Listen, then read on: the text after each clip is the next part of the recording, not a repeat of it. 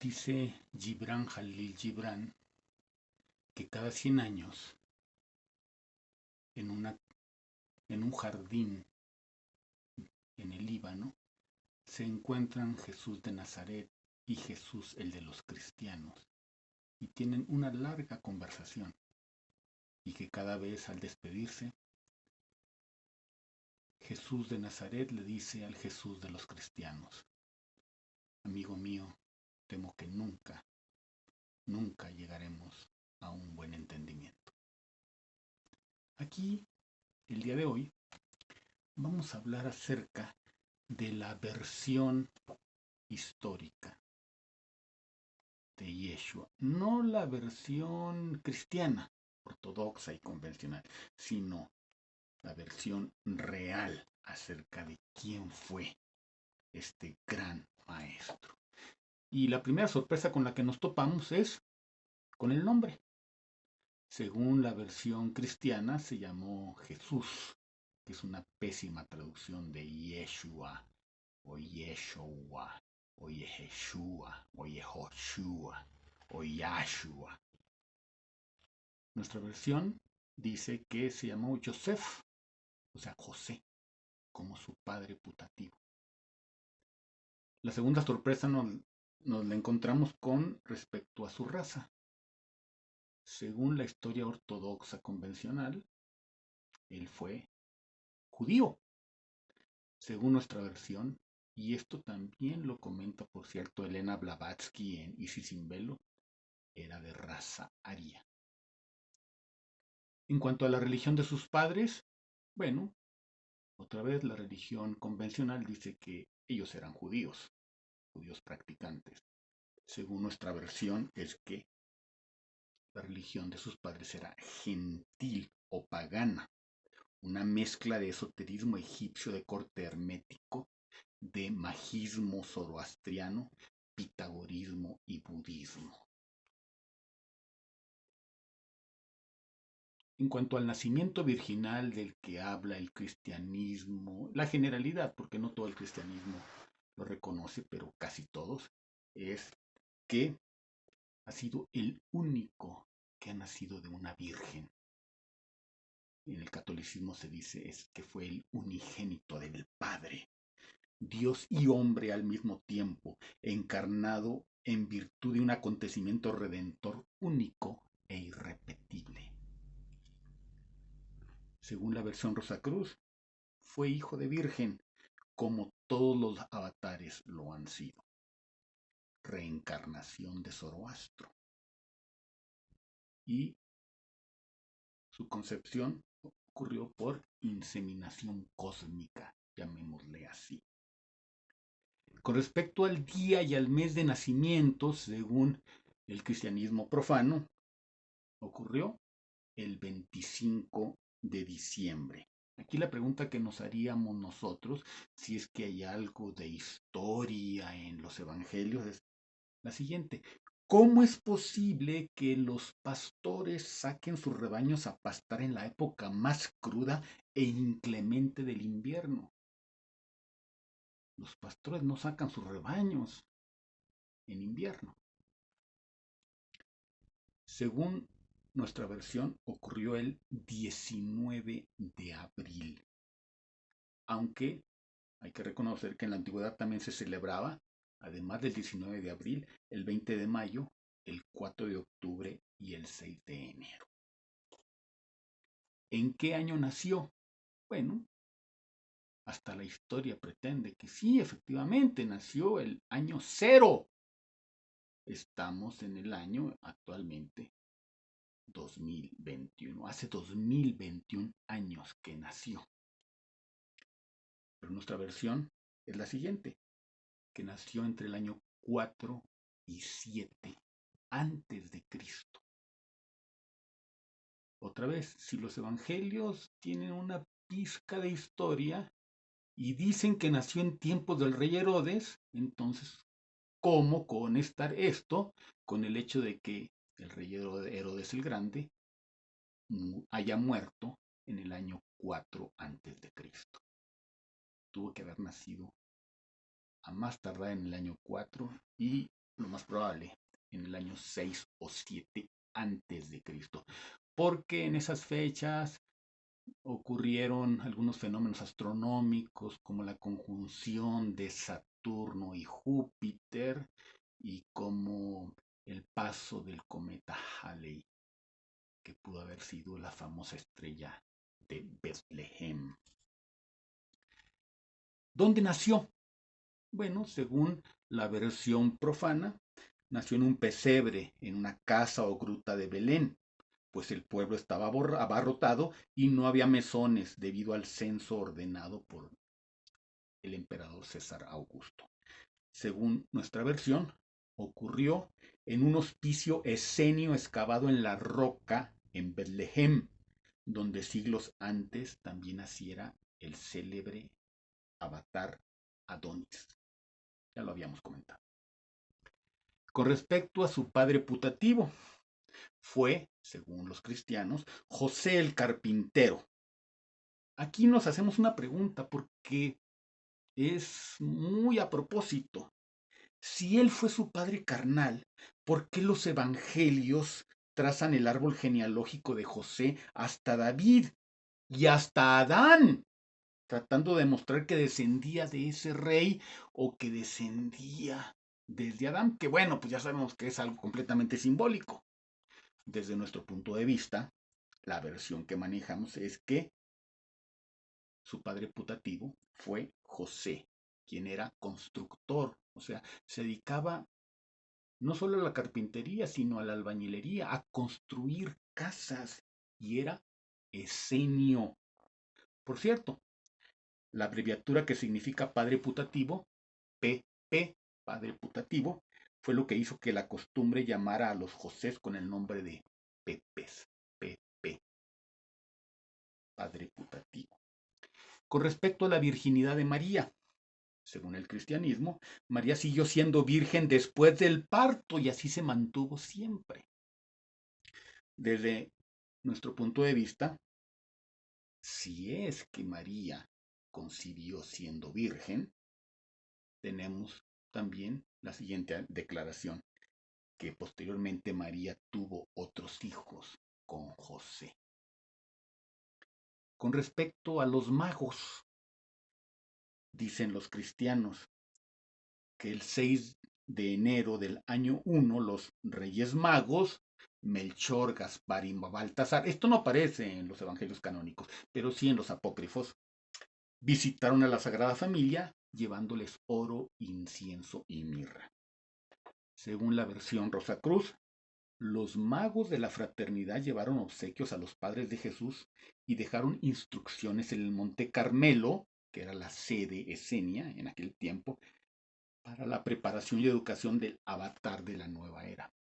De hecho, aquí está la explicación de por qué fueron unos magos a donde había nacido Yeshua, porque era la reencarnación de Zoroastro.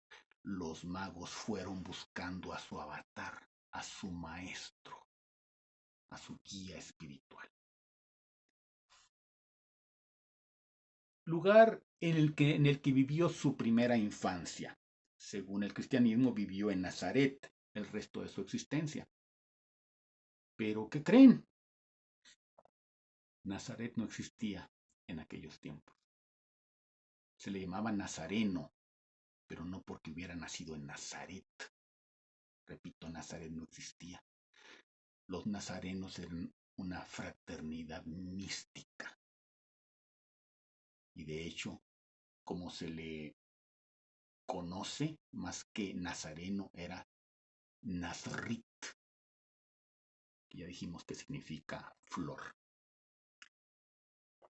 Desde el punto de vista esenio, o la historia, como nosotros la tenemos, es que vivió en Cafarnaúm, provincia de Galilea de los gentiles, y después vivió en el Monte Carmelo con los esenios. ¿A qué se dedicó? Según el cristianismo, fue carpintero e israelita ortodoxo. Según nuestra versión, fue estudiante esenio, nazareno, nazrit, samaritano. La juventud y la adolescencia, según el cristianismo convencional, es que se supone que ayudaba a su padre José ejerciendo el oficio de carpintero, pero en realidad hay un silencio tremendo. Nuestra versión es que fue un gran viajero, pues visitó la India, Persia, Grecia y Egipto, donde estudió budismo, hinduismo, parsismo, la filosofía pitagórica y los misterios egipcios, preparando para ejercer su magisterio. Ahora, con respecto a su ministerio, según la versión convencional, empezó a los 30 años después de recibir el bautismo de manos de su primo Juan el Bautista, que era mayor que él 6 meses. Según nuestra versión, su ministerio comenzó después de su iniciación en la gran pirámide de Keops en Egipto y empezó su magisterio previo bautismo con Juan. ¿Cuánto duró su magisterio o ministerio? Los profanos dicen que 3 años, de los 30 a los 33, que fue cuando ocurrió la crucifixión. Nuestra versión es que estuvo enseñando al pueblo, a sus discípulos, durante 9 años. Y después de la crucifixión, siguió enseñando a sus discípulos, a los apóstoles, pero ya no al pueblo. ¿Cuántos discípulos tuvo? La generalidad de las iglesias cristianas dicen que tuvo 12 apóstoles. Nuestra versión es que tuvo 120 discípulos, miembros de la orden que él fundó, de los cuales los dirigentes fueron los 12 apóstoles. Y esto aparece en el primer capítulo de los Hechos de los Apóstoles, que dice que eran 120 los que estaban ahí reunidos, entre ellos su madre, sus hermanas y hermanos. ¿Qué tipo de enseñanza dio el maestro?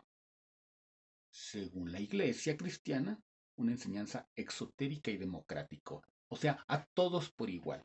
Nuestra versión es que su enseñanza fue exotérica a las masas y esotérica a sus estudiantes, y tenía contactos con los esenios, con los nazarenos, con los samaritanos. Con respecto a la crucifixión del Viernes Santo, dicen los profanos, y de esto ha desencadenado el antisemitismo, que fue crucificado a instancias de los judíos por su fanatismo religioso y por haberse proclamado hijo de Dios. Esto no es cierto. En realidad fue crucificado por los romanos por motivos políticos, por sublevar a las masas, porque sus seguidores, de una manera muy imprudente y torpe, le llamaban rey de los judíos y querían que se levantara contra el imperio romano, cosa que no fue cierto, pero Roma, para evitar problemas, decidió acabar con el problema. ¿Qué significan las siglas INRI? Según la iglesia cristiana, quiere decir Jesus Nazarenus Rex Ioderum, o sea, Jesús de Nazaret, rey de los judíos. Históricamente, sin embargo, no se llamó Yeshua, ese es un título que se le dio posteriormente. Se le empezó a llamar Salvador, no porque se llamara así, sino que era un título, ya lo dijimos. Jesús o Aushi Ra, Yeshua Ra. Entonces ni se llamó Jesús, ni vivió en Nazaret, porque insistimos, no existía en aquel tiempo, ni fue judío, porque era gentil, de religión y de raza era ario, y por lo tanto tampoco era rey. Es más, él dijo, mi reino no es de este mundo. Entonces nuestra versión es que INRI significa Igne Natura Renovatur Integra, por la ignición, por el fuego, la naturaleza se renueva íntegramente. Aunque también puede ser Yam, Nur, Ruach y Abeshá, el nombre de los 4 elementos en hebreo, de lo cual ya hablamos antes. ¿Cuál es el significado de Eli, Eli, lama sabachthani? Ya dijimos que es algo absurdo pretender que significa Dios mío, ¿por qué me has abandonado? ¿Por qué? Porque es un Dios concebido en términos teístas, como un ser antropomórfico y extracósmico, en lugar de entender qué es nuestra intuición, nuestra alma que nos inspira y nos dicta la verdad. La versión que tenemos es que en realidad lo que exclamó cuando estaba crucificado y sufriendo el dolor de ese momento fue: mis hermanos del templo de Helios, porque se inició en Heliópolis, estábamos diciendo. ¿Por qué me habéis abandonado? Les estaba pidiendo ayuda. Era una ayuda humana lo que estaba solicitando, porque su sufrimiento era atroz. ¿Cuáles fueron sus últimas palabras en la cruz? Según el cristianismo profano, fue: Padre, en tus manos encomiendo mi espíritu. Pero se refería al Espíritu Santo. El Espíritu Santo que bajó, que descendió y entró en él en el momento del bautismo en la forma de paloma, ese mismo Espíritu Santo estaba retornando. Eso significa que estaba terminando su misión pública. ¿Cuál es la gran diferencia? Bueno, que el cristianismo profano pretende que Jesucristo murió a la hora nona o novena, pero esto es simbólico. Nuestra versión es que Yeshua cayó en shock y entró en un coma profundo. ¿Qué queremos decir con esto? Que la muerte de Jesucristo es la farsa más grande y colosal de la historia y sobre todo de lo que pretende el cristianismo. No existe ninguna resurrección. Eso es imposible desde el punto de vista científico, médico. ¿Qué ocurrió el sábado de gloria? Según la iglesia, visitó a los infiernos para librar a los justos del poder de la muerte. O sea, a los patriarcas, a los profetas, a las vírgenes, a los niños inocentes. Es un mito, por supuesto. Nuestra versión es que los hermanos de la Rosa Cruz lo salvaron de la muerte, bajándolo vivo de la cruz y dándole tratamiento curativo mientras estaba inconsciente. ¿Qué ocurrió el domingo de resurrección? Según la iglesia, la resurrección de Cristo.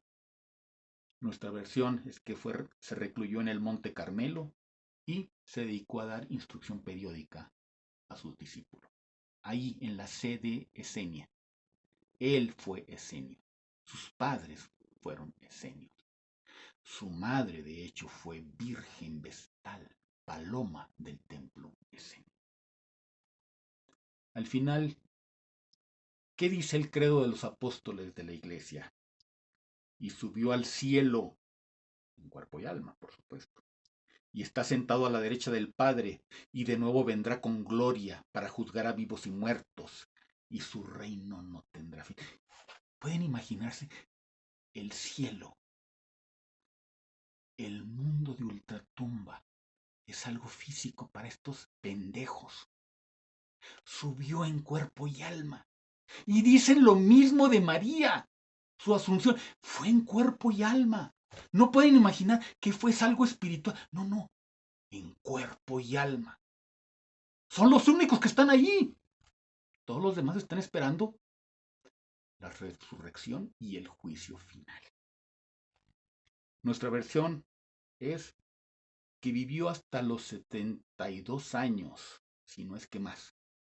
Y al morir, su cuerpo físico fue inhumado por los hermanos de nuestra fraternidad, la fraternidad esenia o Rosa Cruz. ¿Y saben dónde se encuentra? Lo dijo nuestro gran maestro Mario Salas, ahí en la mezquita de Omar, en la cúpula de la roca. Debajo de la roca, ahí están sus restos físicos.